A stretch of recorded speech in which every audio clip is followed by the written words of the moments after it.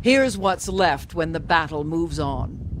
Just over a year ago, these desolate streets hummed with life. Babur Amr was a bustling neighborhood until suddenly it turned into the epicenter of Syria's civil war. Allahu Akbar! Armed opposition gunmen against the Syrian military machine. Allahu Akbar!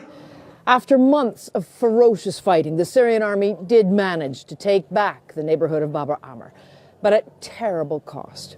Even now, only 5% of the residents have returned, and the fight has just moved down the road.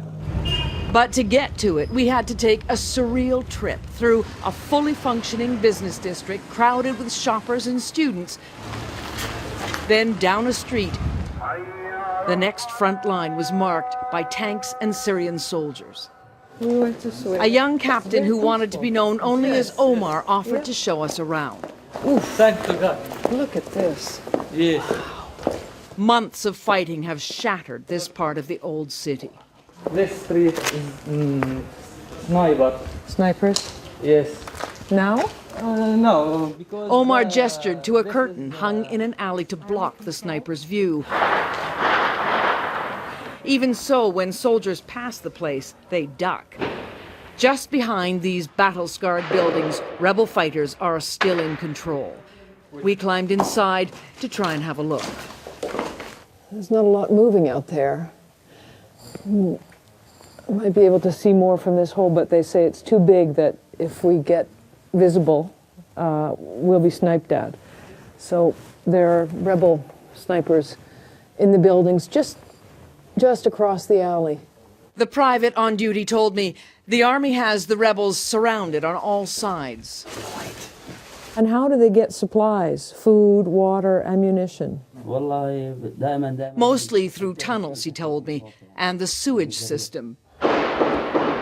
So this fight for central Homs stutters on with potshots from both sides.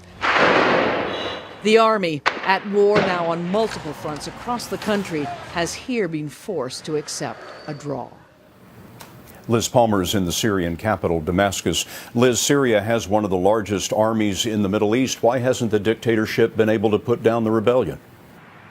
Well, for a start, they're fighting on dozens of fronts up and down the country. But secondly, this not terribly well-trained army is fighting a very nimble, mobile insurgency, and that is the most difficult kind of warfare. The war has been encroaching on the capital where you are now over the last several months. What's the fighting been like there today? Inside the city, hit-and-run attacks, sporadic gunfire, but in the suburbs, really heavy shelling. The heaviest we've seen so far from the air, from fighter planes, and also mortars and tank shells. In fact, until just a few minutes ago, the windows were rattling here in the hotel. No end in sight. Liz, thanks very much.